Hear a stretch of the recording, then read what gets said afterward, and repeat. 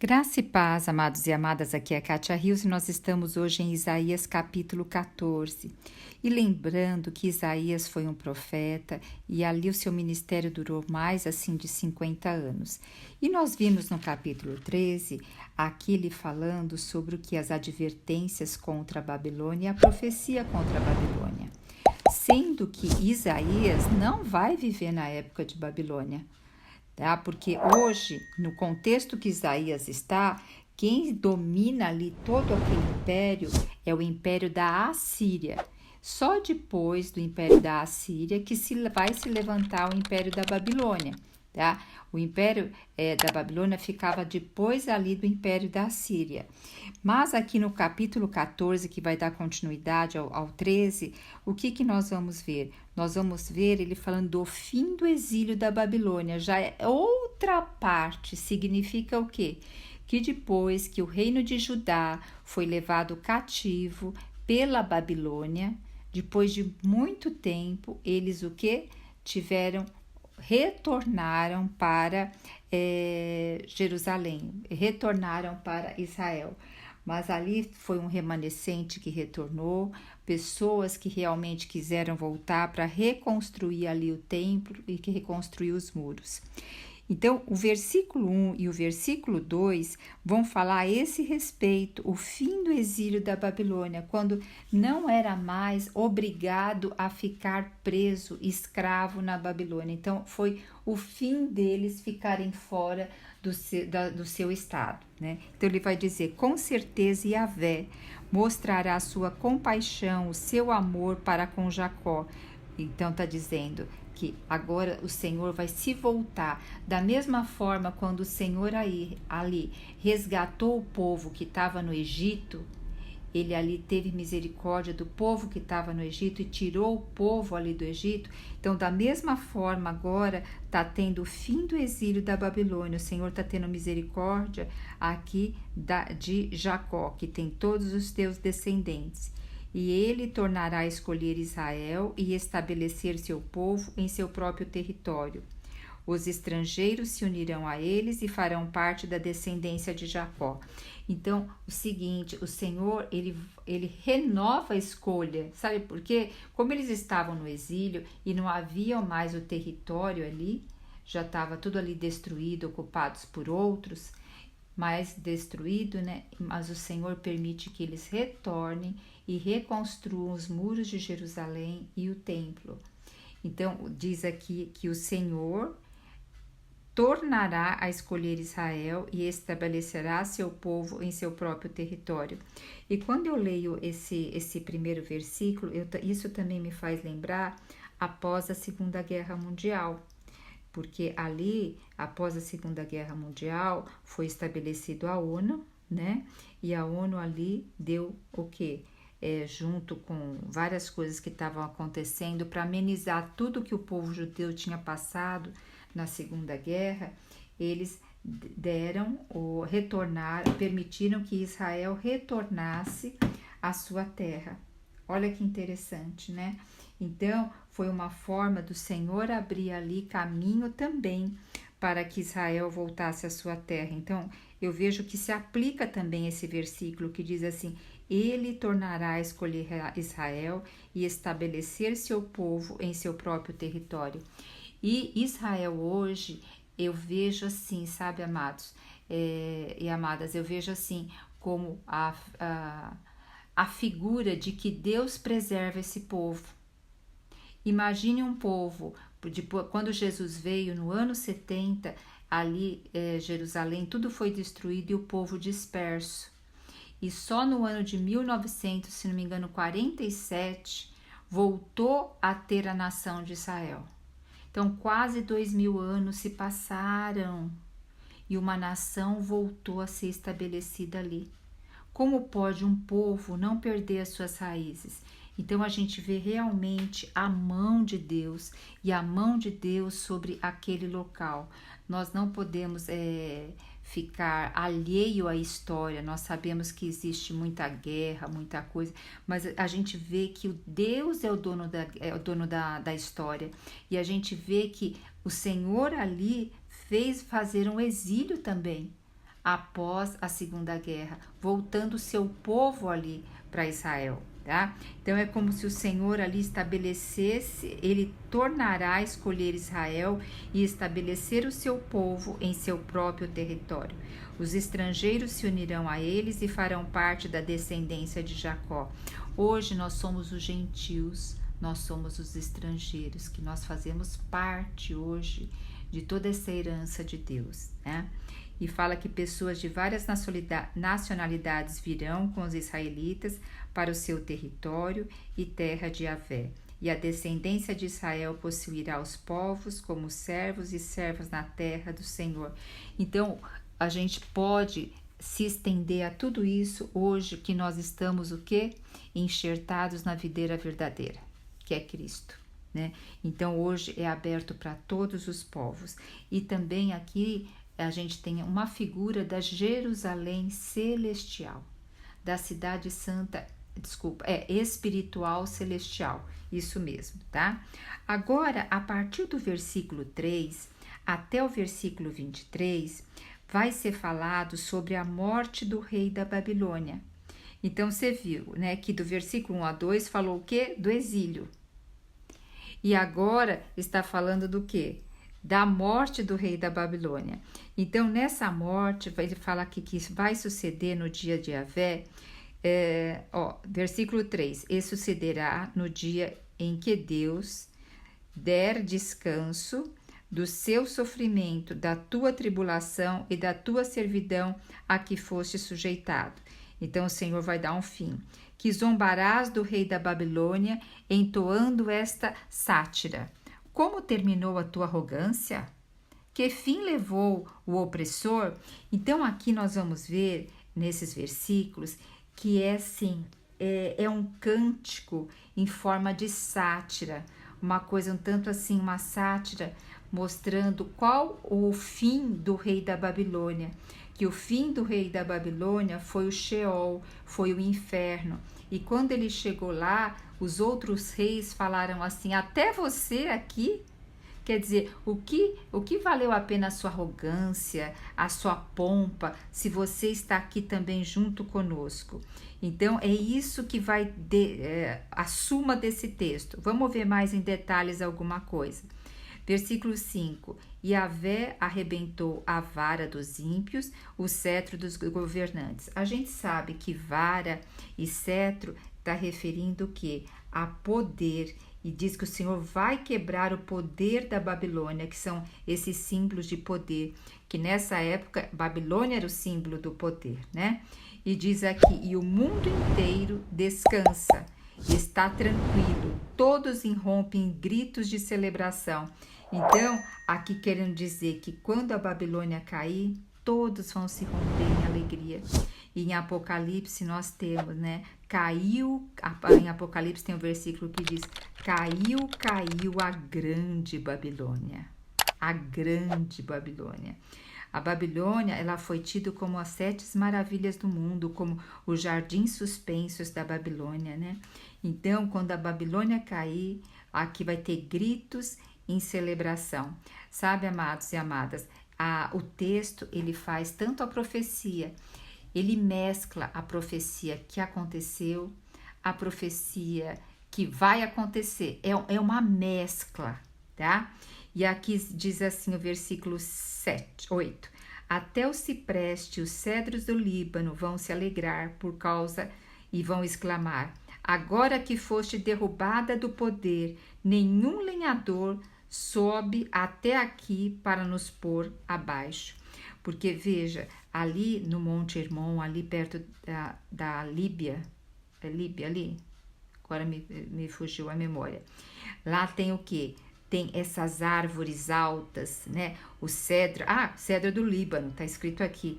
O cedro do Líbano, né? Então, ali, quando a Babilônia, quando um império, eles o quê? Eles sempre, para deixar aquela nação falando que ela era destruída, eles pegavam e destruíam os templos, destruíam os deuses deles e destruíam as riquezas que eles tinham. E aqui, qual era a riqueza ali do Líbano? eram os cedros, eram aquelas árvores frondosas, tá? Então, quando a Babilônia cair, até a floresta vão ficar ali em alegria. Agora que foste derrubado do poder, nenhum lenhador sobe até aqui. Quer dizer, vocês não vão vir mais cortar as nossas árvores, né? E o versículo 9 diz: nas profundezas, o Sheol, o mundo dos mortos, está todo agitado para recebê-lo quando chegares. Por tua causa, o além desperta os espíritos mortos, todos os príncipes e governantes da terra, e faz levantar dos seus tronos a todos os reis das nações. Então, o que nos parece aqui é que a gente não perde a memória quando morre, tá? Veja, em aquela parábola que tem do rico e de Lázaro. O rico fala para que mandar Lázaro avisar lá os seus parentes. Então, Lázaro, o rico, não perdeu a memória de que ele não aceitou ouvir Lázaro. Então, ali ele pede. Então, aqui também está dizendo que lá nas profundezas do Sheol, o mundo lá dos mortos ficou agitado, porque ia receber o rei da Babilônia, né? Que falar, imagine como o rei da Babilônia vai aqui para o inferno, ele também vai estar aqui. E todos eles interpelam e o questionam. Então, também tu foste abatido como nós e acabaste nessa mesma condição que estamos? Isso também, amados, faz uma referência ao próprio Satanás, que ele, o inferno foi feito para Satanás e seus anjos. E aqui o inferno é realmente feito para ele. E aqui os mortos também vão falar, você também vai estar aqui? E o que acontecia, principalmente aqui os reis antigamente, e quando fala assim dos montes, aqui dos cedros do Líbano, o rei, eles tinham que, como eles iam ser iguais às lendas que tinham, né? Que o rei ia se tornar um deus e ele ia ter um governo maior do que ele tinha na terra. Então havia essas superstições. Então, quando o rei ia fazendo várias conquistas, lá tinha seu castelo onde ele sobressaía, ele acreditava que ele ia ser um deus lá da parte dos deuses, da mitologia.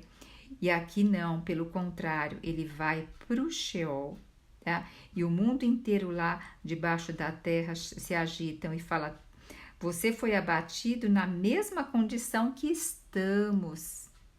A tua soberba foi lançada também no Sheol, o teu orgulho foi lançado na sepultura. Que adiantou você ser tão orgulhoso, tão pomposo? Junto com o som de glórias das tuas harpas, você não tocava harpas, você não tinha a glória das harpas tocada a seu favor? Olha, junto com essa glória você está aqui. Eis que agora a tua cama é feita de larvas e a tua coberta de vermes. Então, olha o nível que caiu, né? Como foi que caíste dos céus, ó estrela da manhã, filho da alva, da alvorada? Como foste atirado à terra, tu que desbravavas todas as nações? Então aqui alguns autores dizem que faz referência também a Satanás, quando ele foi lançado da terra, quando ele foi lançado dos céus para a terra, né? Aí vai dizer o versículo 13, afinal, tu costumava declarar em teu coração. Olha só, fala coração. Então, por isso que o Senhor fala que tudo que a gente deve guardar, guardar o nosso coração. Então, se a gente percebe que o nosso coração está se desviando da verdade, dos princípios, a gente já tem que ir lá e conversar com ele. E colocar ele no prumo, nos princípios de Deus. Porque, olha, diz assim, afinal, tu costumavas declarar. Ele, olha, declarava ainda, tá? Em teu coração. Hei de subir até os céus, erguerei o meu trono acima das estrelas de Deus, eu me estabelecerei na montanha da Assembleia, no ponto mais elevado de Safon, o alto do norte, o Monte Santo. Então, pode fazer uma alusão aqui a Satanás que queria estar acima de Deus, mas também entra na mitologia que eu falei para vocês, que eles tinham o quê? O costume, quando um rei era muito poderoso, que em vez dele ir lá para a morte, ele iria subir aos céus, ele ia ficar acima das estrelas. E era uma montanha aonde tinha lá os deuses, né? Que eles chamavam lá de Monte Santo. Então havia essa lenda nessa época. E diz o versículo 14: subirei mais alto que as mais altas nuvens e tornar-me-ei semelhante ao Altíssimo. Sabe, amados, quando eu ouço essa palavra semelhante ao Altíssimo, Satanás sendo, né, querendo ser semelhante ao Altíssimo, ou as pessoas que realmente se ensoberbecem, são arrogantes, é considerado como elas quiserem ser semelhante ao dono das coisas, ao controle das coisas, ser o dono, fazer das pessoas escravos, seus, né? E isso tudo é muitas vezes que ter semelhança, o que de todo-poderoso, de ter o controle em suas mãos. Mas quando Deus nos fez a imagem e semelhança dele. E Satanás não tem a imagem e semelhança do Senhor. Não tem ali o Espírito do Senhor dentro dele, tá? Mas por um lado, Satanás hoje, ele leva os homens a terem esse mesmo sentimento de arrogância, e começou ali no Jardim do Éden, tá? Aí no versículo 15 diz: contudo as profundezas do inferno, da morte, foste precipitado, lançado foste no fundo do abismo. Então esse vai ser o destino de Satanás e de todos aqueles, como o rei da Babilônia, se exaltam a si mesmo, tá? Os que te veem fitam os olhos em ti e te observam com toda atenção, indagando: porventura é este homem que fazia tremer a terra inteira, que abalava os reinos, que reduziu o mundo a um deserto, arrasou as suas cidades e nunca permitiu que retornasse para a sua pátria os seus prisioneiros? Então aqui o rei da Babilônia, o que ele fazia? Ele reduziu o mundo ao deserto, ele ia passando por cidades e ia arrasando as cidades, ia conquistando e pegava aquelas pessoas como prisioneira e não permitia que elas voltassem para a sua terra, tá? Ora, todos os reis da nação descansam com honra, cada um no seu próprio túmulo. Tu, no entanto, o rei da Babilônia, foste atirado fora da tua sepultura, como um galho rejeitado, como as roupas dos mortos que foram feridos à espada, como os que descem as pedras da cova, como um cadáver pisoteado. Tu não te reunirás aqueles na sepultura, pois destruíste a tua própria terra e fizeste perecer o teu povo. Portanto, nunca mais se mencione essa descendência de malfeitores. Nunca mais vai se mencionar essa descendência de malfeitores. Aqui está fazendo uma alusão da guerra, né? Que ali numa guerra, o que acontece? Quando o rei morre ali na guerra, eles não falam assim, ó, vamos parar a guerra porque agora nós vamos sepultar o nosso rei com glória. Não, eles continuam a guerra ali, continuam lutando, e ali as pessoas que vão caindo, elas vão sendo pisoteadas, elas vão sendo ali, nem percebendo depois muitas vezes a fisionomia, tá? Então diz que esse rei, ele vai ser pisoteado nessa guerra, tá? Que vai ser igual a roupa dos mortos ali pisoteado, e que ele não vai ter uma sepultura de privilégio. Porque o que eles pegavam? Todos os mortos de guerra. Eles pegavam os mortos de guerra, faziam uma vala e jogavam os corpos. Então não vai ter uma sepultura, não vai ter um lugar ali para ser honrado, para ser lembrado, e também não ter uma descendência que ali vai honrar, pelo contrário, descendência de malfeitores. Aí vai falar: preparai um local adequado para matar os filhos dele por causa da malignidade e dos seus antepassados, para que eles jamais se levantem a fim de reivindicar qualquer herança sobre a terra e cobri-la de cidades. Então ali os seus filhos também serão disseminados. Antigamente também, quando um rei morria, a tendência do outro que conquistava era matar toda a descendência para que não viesse nenhuma reivindicação. Então está dizendo aqui que o rei da Babilônia não vai ficar nada dele. Tá? Não vai ficar nenhuma descendência desses malfeitores. Então o Senhor também está nos alertando hoje que se o nosso coração tiver voltado para as coisas malignas, nada vai sobreviver, nada vai ficar. E agora ele vai dizer assim, versículo 22, levantar-me-ei contra eles. Oráculo de Yahvé, o Senhor dos Exércitos, é o Senhor dos Exércitos que está se levantando, amados. Extirparei da Babilônia o seu nome e os seus sobreviventes, sua prole e toda a sua descendência, diz o Eterno. Farei dela uma morada de corujas e uma terra pantanosa. Hei de varrê-la com a vassoura do extermínio. Esse, então, é o oráculo de Deus dos exércitos. Então, quando fala Deus dos exércitos, é aquele Deus que luta pela justiça, pela lealdade. E aqui a gente sabe-se até hoje que aonde havia Babilônia não tem ainda como se construir nada ali, porque realmente está sendo abrigo de corujas, de covis, né? Então veja como a palavra do Senhor ela vai se cumprir. Ela se cumpriu já uma parte e ela vem se cumprindo e se fecha ali em Apocalipse. Agora, do versículo 24 ao 27, é a advertência, é os oráculos contra o império da Assíria. Então, aqui diz que, em verdade, o Senhor está projetando e vai cumprir tudo que está aqui sendo profetizado.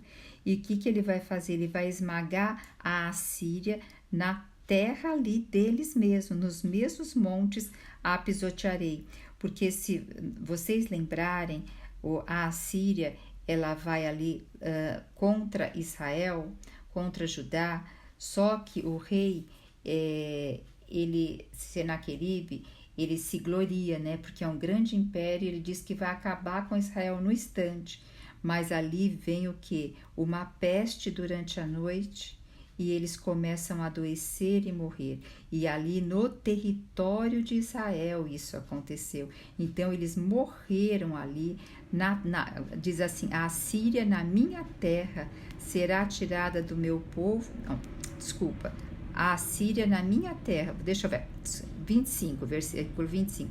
Esmagarei a Assíria na minha terra, nos meus montes a pisotearei. Tá vendo? O seu jugo será tirado do meu povo e o seu fardo das costas dele. Porque antes tinha que pagar um monte de imposto para a Assíria. Depois tinha ameaça que eles iam acabar com Judá aqui. Então o Senhor ali exterminou. E aqui também ainda não tinha acontecido. Então o profeta Isaías está profetizando. Agora do versículo 28 ao versículo 32 vai dizer que no momento que o rei Acaz morreu, ele foi recebido uma nova advertência, e essa advertência agora é contra a Filistia, que ela se alegrou quando Acaz morreu, porque Acaz ele estava assim, pagava muito imposto para a Síria, teve aquela preocupação enorme também com a Síria. Então, tudo isso enfraqueceu muito o governo de Acaz. Então, a Filistia ficou alegre com tudo isso quando Acaz morreu. E quem começou a reinar em seu lugar? Foi o rei Ezequias, e foi um rei muito temente a Deus. Então, aqui é uma advertência contra a Filistia, dizendo que eles também vão ser assolados, que diz que a resposta se dará aos mensageiros de guerra daquela nação, porque quando a Babilônia vier, ela vai vir pelo norte ali, e vai pegar primeiro a Filistia, vai estar assim destruindo mais ali a parte da Filistia, e até ainda o império da Síria, que ainda estava ali perturbando todo o reinado. Então a gente viu, né, quantas profecias que ainda faltavam muitos anos para acontecer, e algumas ainda também tem um resquício ainda em Apocalipse que ainda nós veremos. Ó Senhor Jesus, percebe como a palavra de Deus é fiel, se encaixa e cumpre. E o Senhor é o dono da história, então que nós possamos realmente reverenciar o nosso Deus. Aleluia, Jesus Cristo é o nosso Senhor. Você já se viu sobrecarregada por pensamentos negativos e ansiedade? Deseja encontrar uma maneira de viver com confiança e proteção? No Salmo 23 escondem segredos poderosos que podem mudar a maneira como você enxerga a vida. Nesta aula, você vai descobrir esses segredos e aprender a viver com confiança, deixando para trás os pensamentos negativos que minam a sua felicidade.